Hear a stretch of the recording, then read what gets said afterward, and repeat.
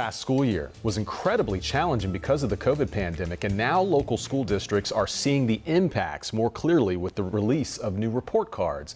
They show the results of end-of-year testing. Yeah, Charlotte-Mecklenburg schools sounding the alarm after results plummeted for students in grades 3 and up. The percentage of students scoring college and career ready in every grade and every subject greatly declined. So for more on this, we want to get over to our own Tanya Mendez, who's been listening to district leaders this afternoon reacting to these findings. Tanya. Yeah, so Vanessa, they knew it would be bad, but it's one thing to know it, and it's another thing to see it in black and white in numbers where there's little room to hide.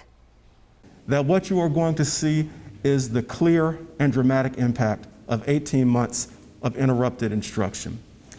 Just as we're still recovering public health-wise from the pandemic and economically as a country and a community from the pandemic, we are going to be recovering for multiple years from the educational and instructional impacts.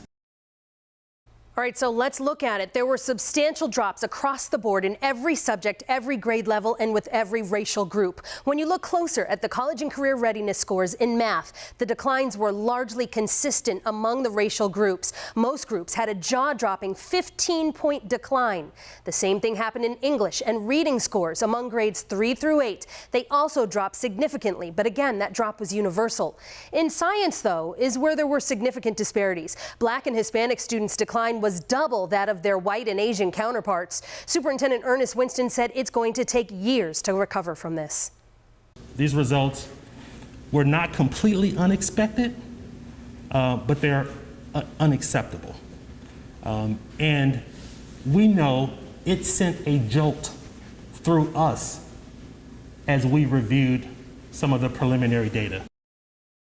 Okay, so how do you stop the bleeding? One, you get kids back in person. That's something that CMS has done. Now they're doing everything to try to keep them in.